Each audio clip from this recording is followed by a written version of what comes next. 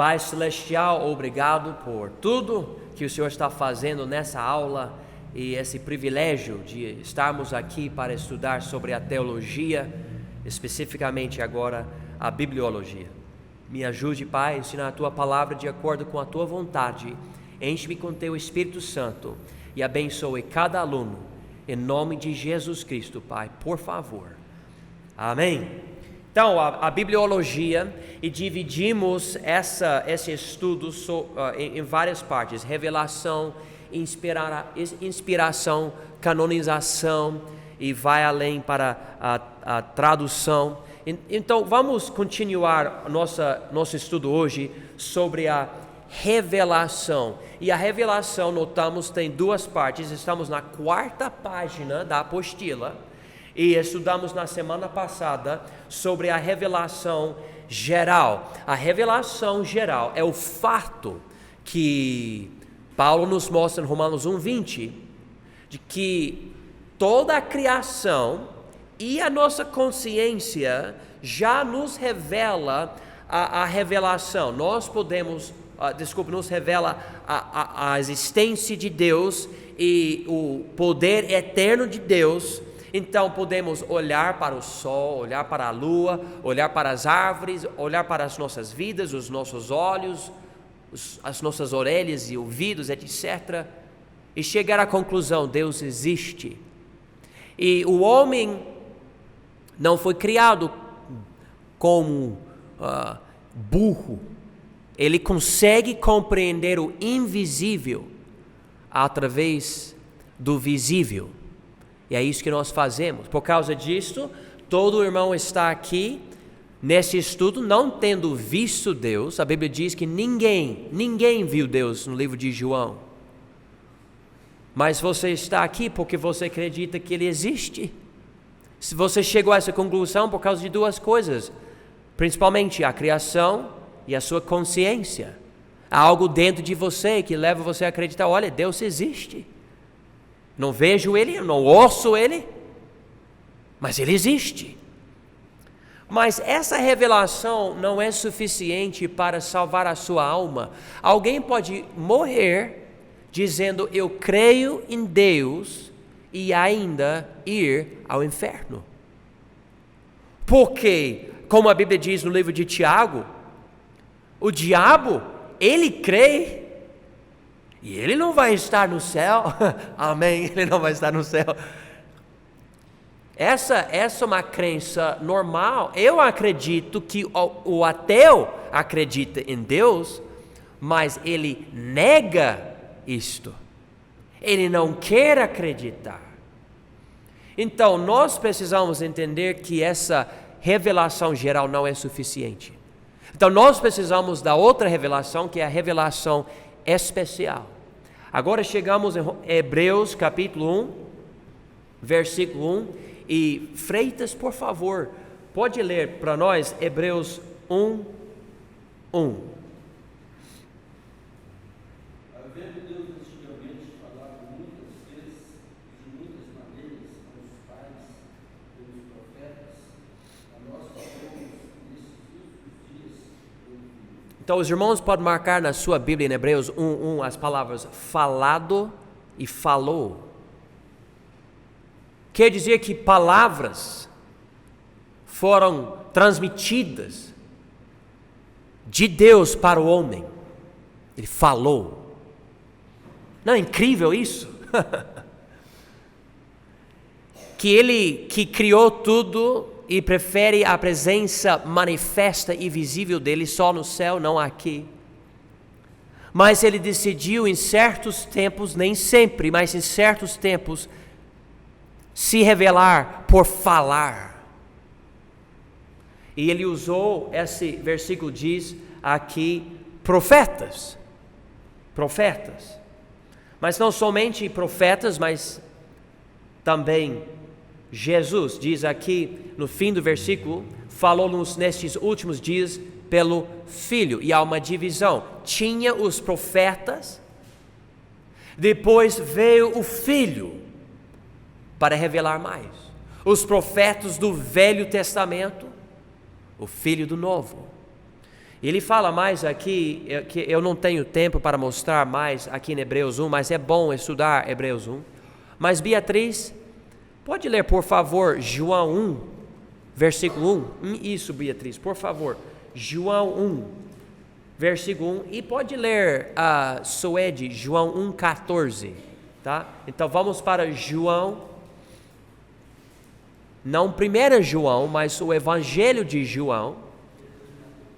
João 1, e nós vamos ler versículos 1 e versículo 14. João 1, 1 e João 1, 14.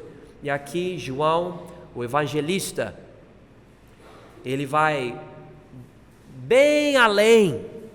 Na verdade, ele vai para um tempo antes de Gênesis 1, 1. Isso, João 1, 1.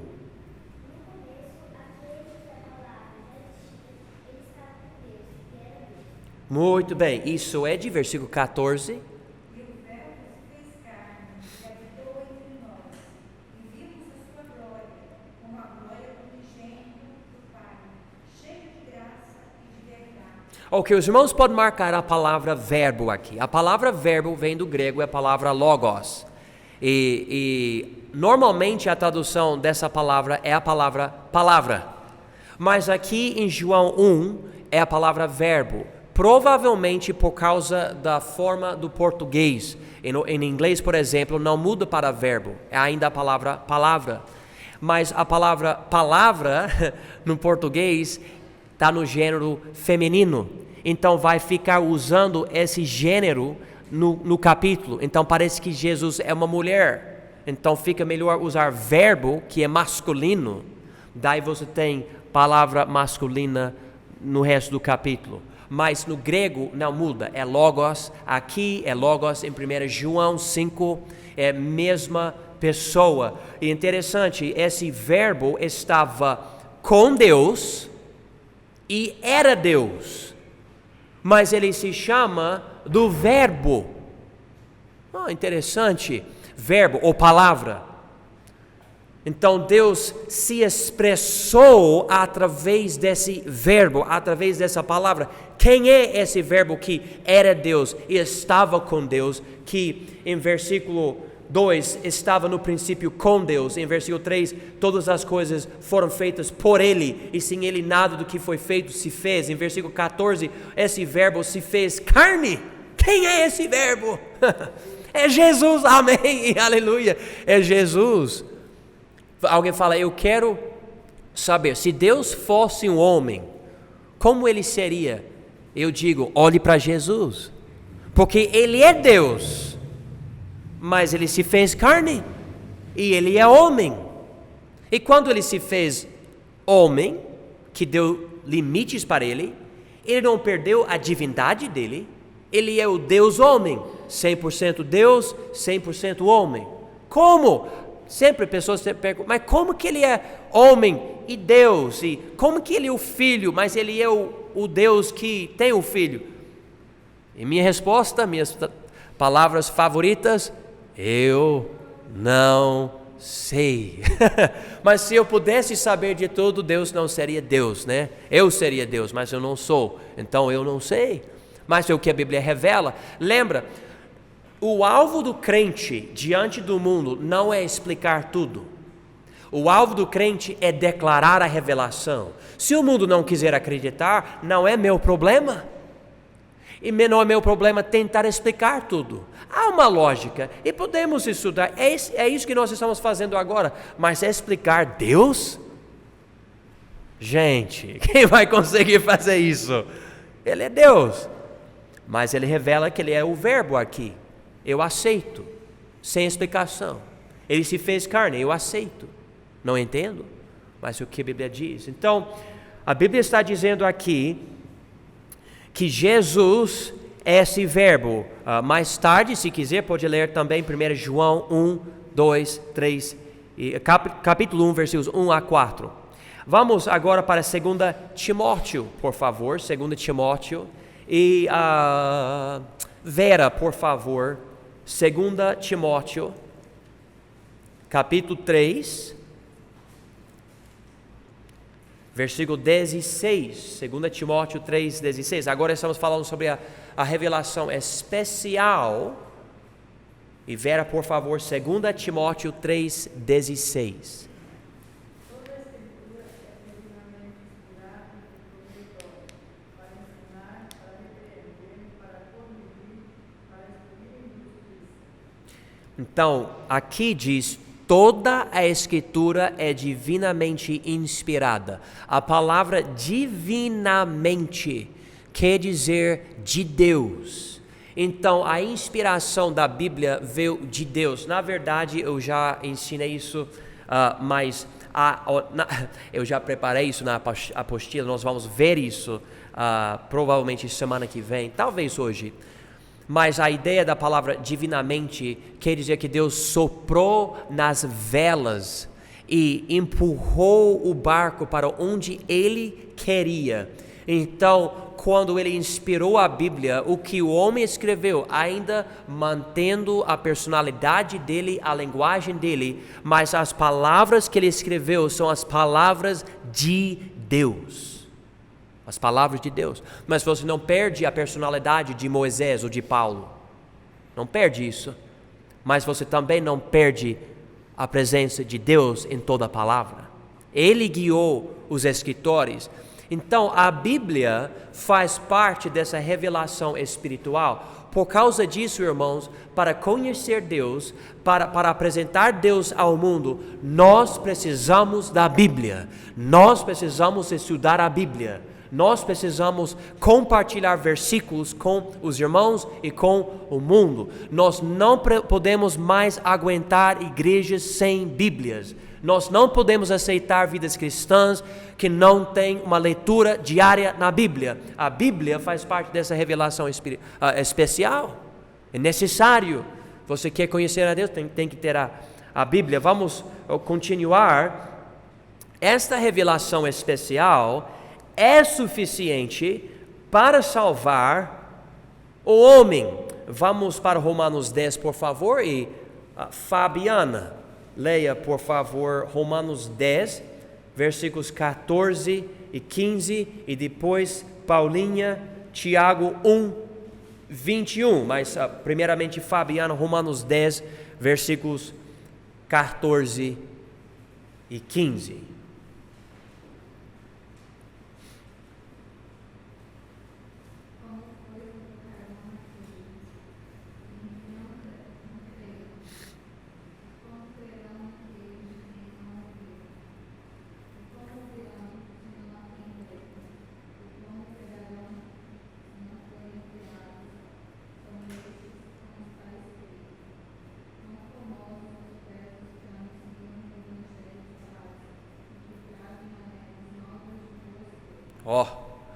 Bons versículos, irmãos. Olha aqui, em versículo 13 diz: todo aquele que invocar o nome do Senhor será salvo. Então você tem que invocar o quê? O nome do Senhor, certo? O invocar quer dizer chamar. Você não chama as suas obras: obras minhas que são tão boas, me levam para o céu. Não vai dar certo, não. Você não pode chamar um falso Deus achando que vai dar certo. Não vai dar certo. Você tem que invocar o nome do Senhor, né? Mas então ele continua: como pois invocarão aquele em quem não creram? E como crerão naquele de quem não ouviram? E como ouvirão se não há quem pregue? Então há etapas. Você precisa crer em Jesus, invocar o nome dele. Mas se você não tiver o nome dele, você não vai invocar. Então a conclusão é: se você não tiver esse nome, você não vai invocar esse nome e você não vai ser salvo. Então alguém morando numa aldeia dentro do mato que nunca ouviu o nome de Jesus, biblicamente, será ou não será salvo? Não será salvo.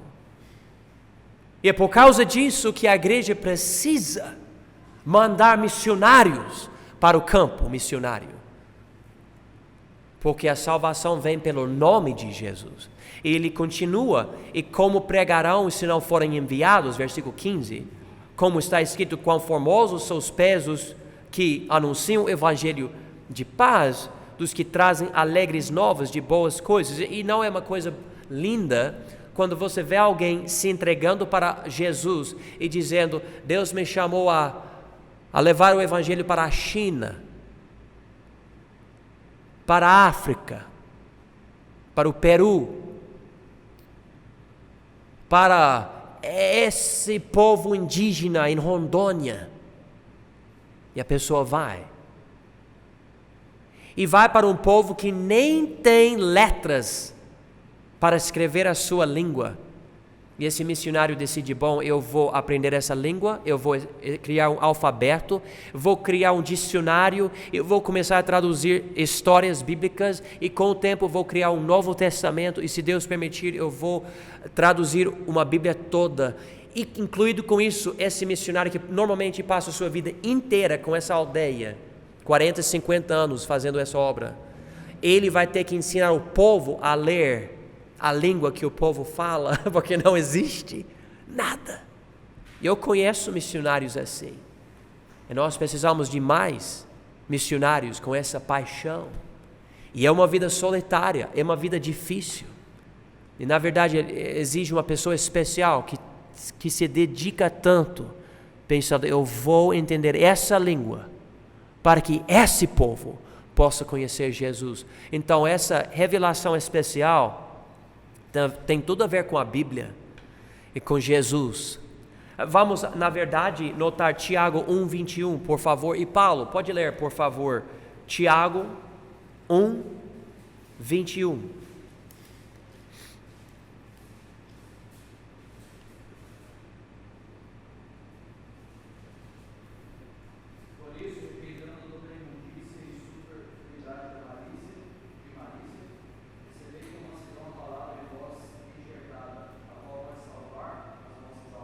Então, pode marcar essas palavras. A palavra e a qual pode salvar as vossas almas. Eu acho muito interessante isso. A palavra a qual pode salvar as vossas almas. É por causa disso a gente vai pregando. Não é um programa social. Vamos levar remédios para os indígenas. Vamos, mas vamos levar o evangelho também. Mas tem movimentos, não, a gente precisa parar de pregar tanto. O povo precisa de comida, precisa de dinheiro, precisa de remédio. E eu concordo, Jesus curava, eu concordo. Mas se você curar alguém e a pessoa não recebe Jesus, essa pessoa tem um corpo maravilhoso, mas morre sem Cristo e vai para o inferno. Então nós precisamos da revelação especial para a pessoa ser salva. Agora vamos continuar. Revelação nos dois testamentos. Vamos para o Velho Testamento. Eu já li Hebreus 1:1 com os irmãos, que fala sobre os profetas no Velho Testamento e várias maneiras no Velho Testamento e depois o Filho no Novo. Vamos ver as várias maneiras do Velho Testamento.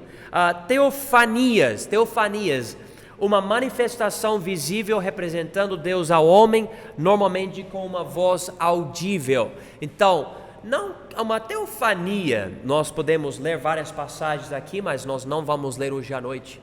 Teofania não é a própria presença de Deus, no sentido que a pessoa viu Deus de verdade. Na verdade, para esclarecer isso, vamos para o livro de João, por favor, primeiro capítulo de João. E Gabriel, por favor, leia versículo 18.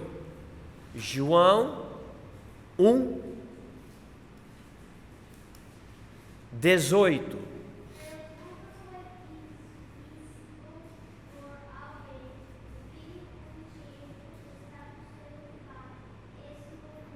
Obrigado. Então, marca na sua Bíblia a palavra nunca. Eu acho que isso esclarece muito. Deus nunca foi visto por alguém. Quem já ouviu falar alguém falando, olha, Deus já veio para mim, eu já vi já vi Deus? Levanta a sua mão. Eu nem sei quantas vezes, porque eu faço evangelismo toda semana, eu vou de casa em casa, mas eu já vi Deus. Uma vez eu estava deitado na minha cama, eu levantei a minha cabeça, eu olhei para os meus pés, eu vi Deus ali. Não, a Bíblia diz aqui, Deus nunca foi visto por alguém. Nunca. Muito claro, é muito claro. Então essas teofanias, quando Deus se manifestou para Jacó, Abraão, Moisés, era algo tipo representando quem ele é, mas não era Deus. Tipo, por exemplo, o fogo que Moisés viu no monte não era Deus. Na verdade, quando Moisés quis ver Deus, Deus falou: você não pode me ver. Não pode. Eu imagino que a glória de Deus é tão maravilhosa que eu, no meu pecado, se eu tentasse enxergar Deus, eu morreria instantaneamente. Eu não consigo. Um dia Deus vai glorificar os nossos corpos, vai ser algo diferente, algo que eu não entendo. Mas teofanias, o termo muitas vezes utilizado é a palavra ou a expressão a glória do Senhor, a glória do Senhor, a glória do Senhor no Velho Testamento. Outra coisa que notamos na Bíblia é a palavra, não essa palavra, mas essa ideia, cristofonias. Cristofonias é uma manifestação visível representando Deus como um homem aos homens ou ao homem. Ou seja, é uma manifestação pré-encarnada do Senhor Jesus Cristo. Eu acho, por exemplo, interessante, Adão pecou, ele está no jardim, ele se escondeu, e a Bíblia diz que a voz de Deus estava andando no jardim. A voz andando? Peraí, mas a Bíblia diz em João 1, que Jesus é o verbo, ou palavra. Então, essa voz andando no jardim. Leia sobre a primeira vez que Samuel, o menino, teve contato com Deus, no livro 1 Samuel. É interessante isso, interessante. Outras vezes, Abraão viu 3 homens precisando destruir Sodoma e Gomorra. E um deles era o anjo do Senhor, mas a aparência de um homem. Ou no livro de Daniel, 4 homens no fogo, um parecendo o filho mas quem ele é? É uma pré-encarnação, é Jesus pré-encarnado, é uma cristofonia. Então, amigo meu, ele é do Iraque, ele disse: sabe, Jesus já esteve no Iraque. Eu falei: mas não, a Bíblia não fala isso. Mas ele falou no livro de Daniel, 4º homem. Eu falei: então faz sentido, 4º homem numa fornalha, é verdade, foi Jesus. Então aí eu entendi, muito bem. Mas vamos continuar aqui. Alguns acreditam que essas manifestações são angélicas, não divinas. Outros, porém, notam que o anjo do Senhor às vezes demonstra características divinas. E é verdade. Eu não vou dizer, irmãos, que toda vez que você nota a expressão o anjo do Senhor é Jesus ou é Deus. Porém, existem certos casos que quando você leia tudo sobre aquele anjo do Senhor, tem atributos que só Deus tem. Então entendemos que é uma forma manifesta de Deus, mas não é literalmente como nós vamos enxergar o Criador depois dessa vida agora. Também no Velho Testamento, anjos apareceram. Lembra a escada e Jacó vendo anjos subindo e descendo, e vários outros casos, os pais de Sansão, um anjo ali, ou Gideão também, outro anjo.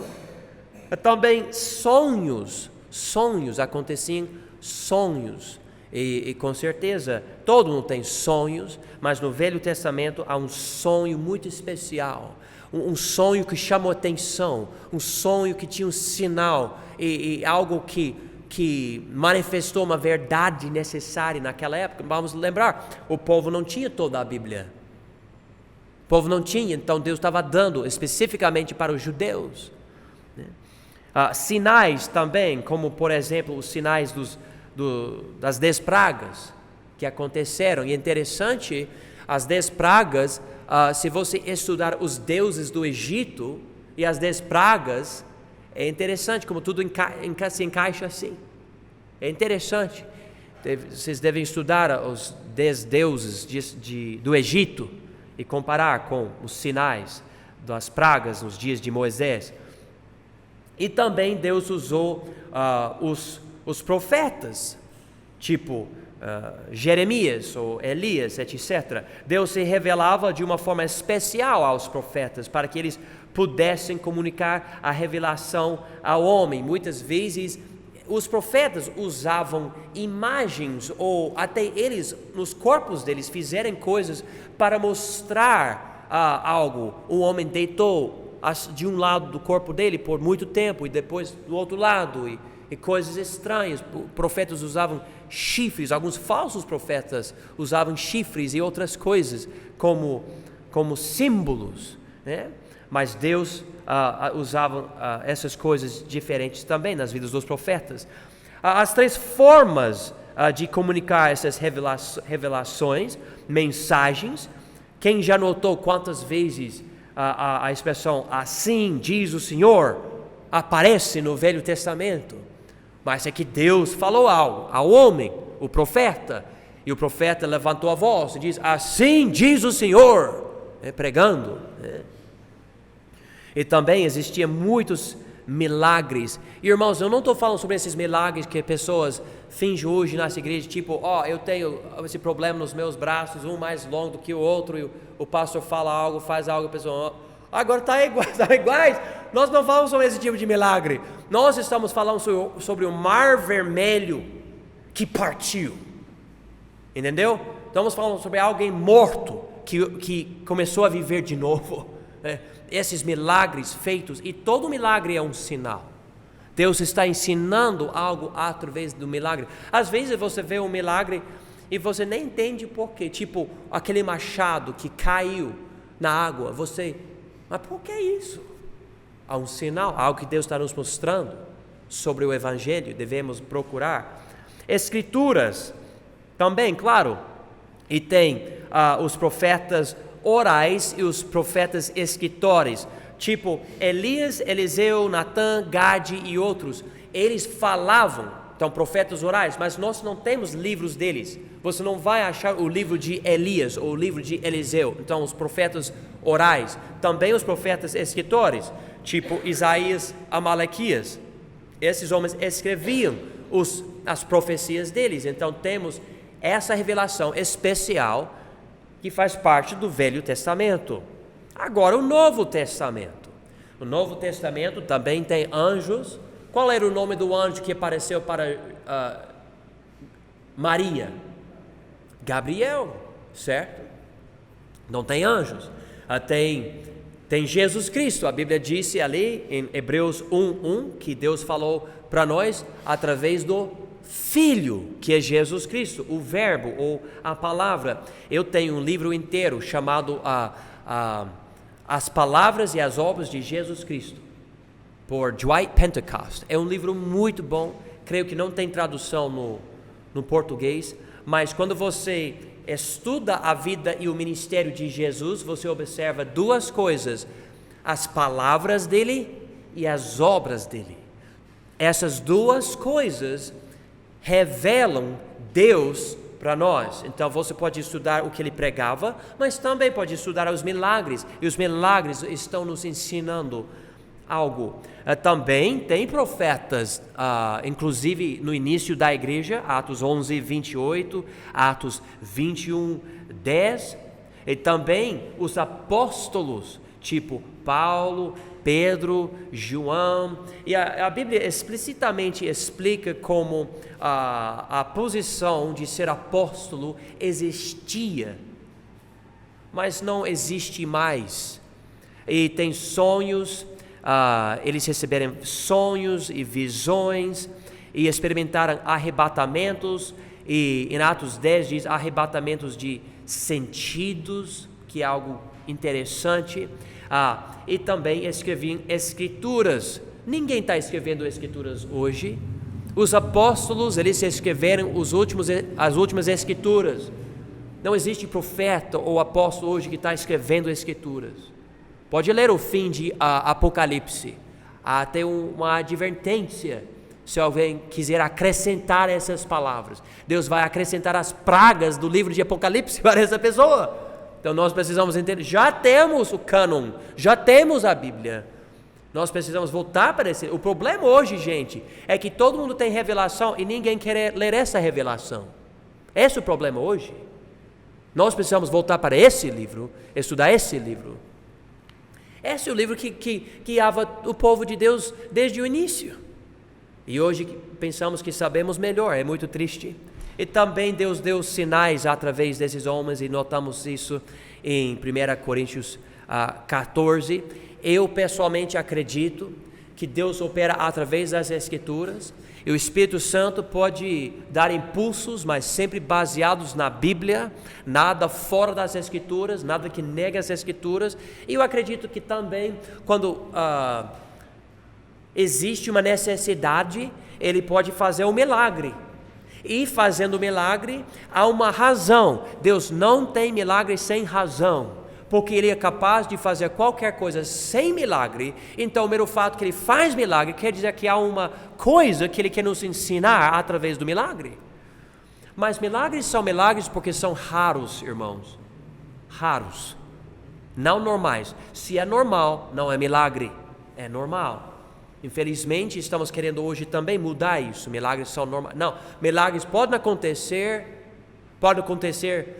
qualquer dia, mas nós não precisamos exigir milagres, tipo, hoje Deus vai se manifestar, hoje Deus vai nos dar 10 milagres, hoje veio esse cara para a igreja e vai fazer 10 milagres. Não é isso. Nem tem isso na Bíblia. Nem tem isso na Bíblia, onde tem histórias como o Mar Vermelho sendo partido, né? E nós precisamos compreender isso. Agora vamos para a segunda parte da bibliologia, que é a inspiração das Escrituras. Então o que acontece? Deus revela a palavra para Paulo, para Moisés. Ótimo! Isso é muito bom para Paulo e para Moisés. E eu quero saber também o que Deus está revelando. Então assim vem a inspiração. É pela inspiração que a revelação de Deus foi registrada permanentemente. Deus não colocou tudo na Bíblia que revelou aos outros em outros tempos. Deus não colocou na Bíblia tudo o que Ele sabe. Deus não colocou na Bíblia tudo o que queremos saber. Deus colocou na Bíblia tudo o que quer que saibamos.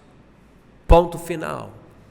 Então, quando você vai para a Bíblia, é possível ter uma pergunta e a Bíblia não vai ter uma resposta? Sim, porque Deus não está querendo responder a toda pergunta nossa. Ele não revela tudo o que existe para nós, mas o que Ele quer que nós saibamos, Ele colocou aqui. Essa é a inspiração. Então, é pela inspiração que acreditamos que toda a Bíblia é a palavra de Deus. O significado da palavra inspiração, eu sei que hoje usamos a palavra de uma forma diferente, então vamos ver isso aqui. O uso moderno da palavra vem de uma história complicada. O significado originalmente queria dizer ser conduzido ou movido num navio, ok? Então, inspiração, estamos falando sobre a palavra original. Este significado encontra-se em Atos 2 e em Atos 27:15, é a palavra grega phero. 2 versículos que falam do vento, ok? Então, imagina o vento, e o vento com a força dele empurrando, assim. Então vem essa palavra inspiração. O significado teológico, com o tempo, este uso foi usado na questão de homens escrevendo a Bíblia, pela influência, pelo vento do Espírito Santo. Ele soprando nas velas do homem, ou dos homens, dirigindo os seus escritos. Inspiração em si se encontra especificamente na Bíblia Vulgata Latina, na qual o verbo latino inspiro traduz a ideia teológica em 2 Timóteo 3,16 e 2 Pedro 1,21. E podemos voltar para essas passagens aqui. E Elias, pode ler por favor novamente 2 Timóteo 3,16. E William, pode ler 2 Pedro 1,21. 2 Pedro 1,21. Então, 2 Timóteo 3,16 primeiro e depois William, 2 Pedro 1,21.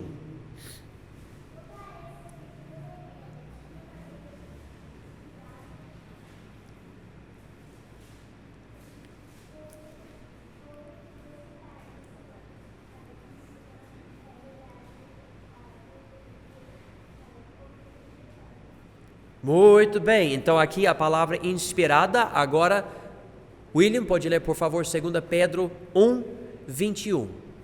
Porque a profecia nunca foi produzida por vontade de homem, mas os homens santos de Deus falaram inspirados pelo Espírito Santo. Então, em 2 Timóteo 3,16, as escrituras são inspiradas.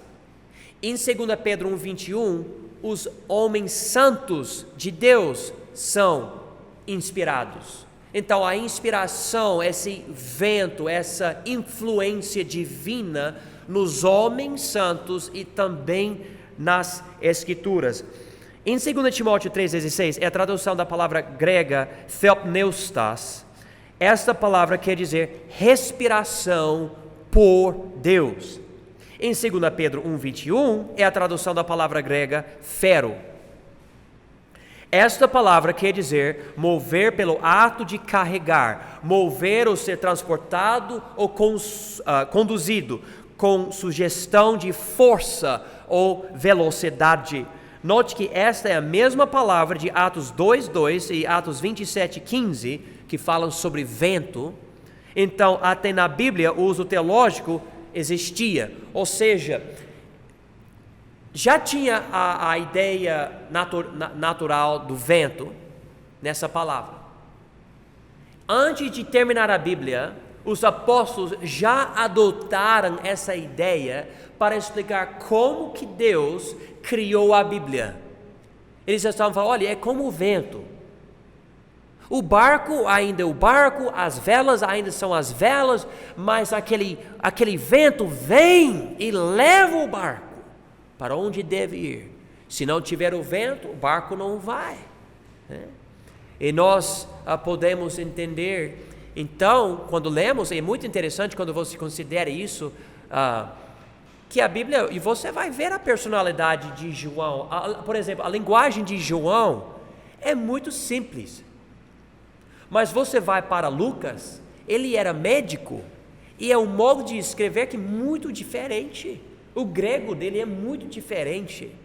Então você nota isso. Mas Deus inspirou Lucas, Deus inspirou João, os dois. E os dois livros são inspirados por Deus, ou seja, são a palavra de Deus, são perfeitos e são puros. O que a inspiração é e não é o envolvimento direto de Deus na produção das Escrituras. Não é mera influência criativa. Essa é a ideia moderna, da palavra influência, ou da inspiração. Eu fui inspirado, fiquei inspirado, tudo bem. Mas não é a ideia quando usamos essa palavra de uma forma bíblica. Inspiração guia o escritor a escrever exatamente o que Deus quer ter escrito.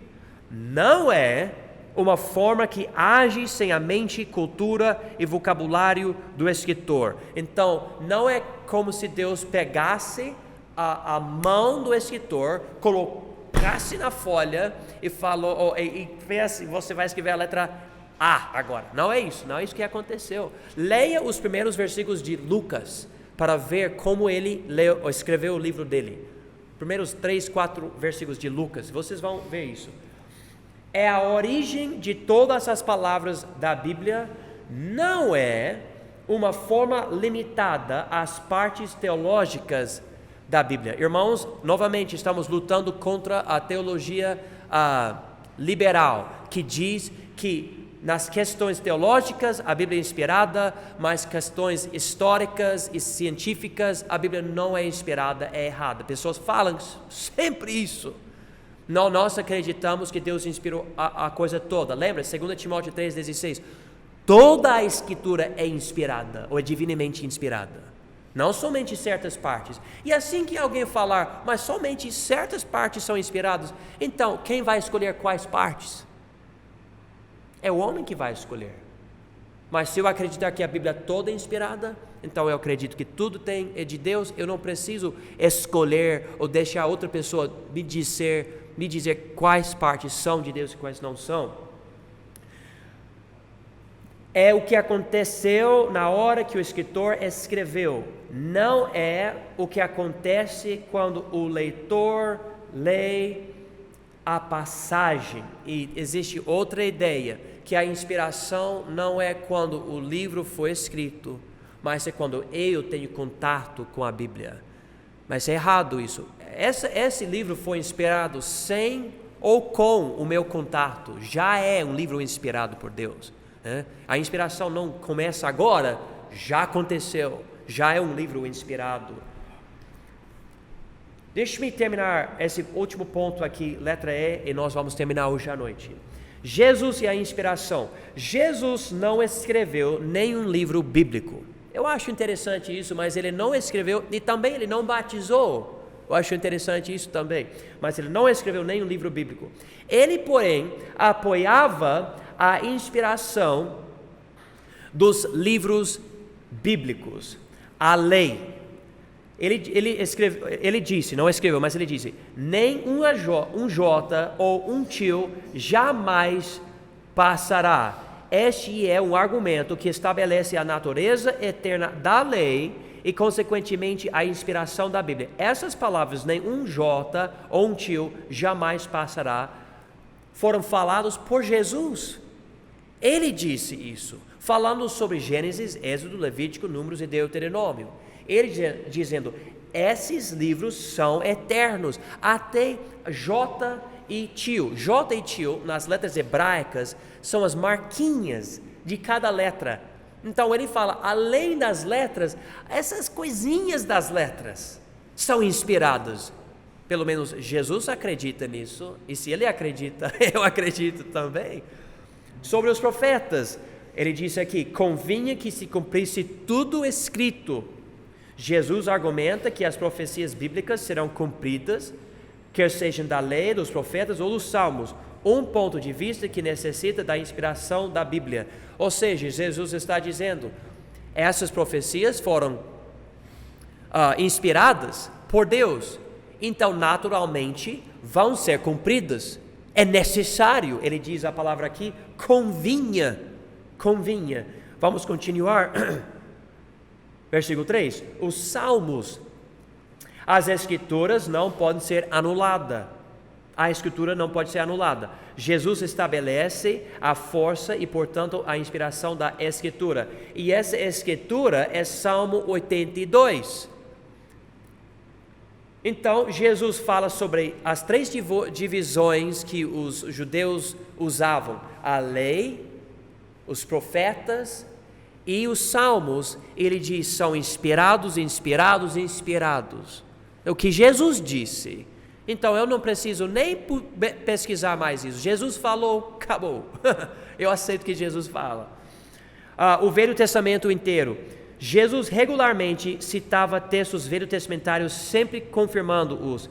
Ele gostava muito do livro de Deuteronômio, mas o mero fato que Jesus, que é Deus, utilizava o Velho Testamento, mostra que para ele é um livro inspirado. E eu marquei várias passagens, se os irmãos quiserem ver. O Novo Testamento vos fará lembrar de tudo quanto vos tenho dito. Jesus estabelece a futura inspiração do Novo Testamento, porque ele disse, vocês podem estudar isso, que pelo Espírito Santo os apóstolos, em escrever o Novo Testamento. Então ele já estava nos preparando para a inspiração do Novo. Então para Jesus a inspiração da Bíblia é um fato e é necessário e é a base da nossa fé, porque se esse livro não é de Deus, vamos fechar nossas Bíblias, vamos fechar essa igreja, vamos voltar para casa, não tem mais nada. Mas se nós temos a Bíblia inspirada aqui, a palavra de Deus, irmãos, temos contato com o Criador.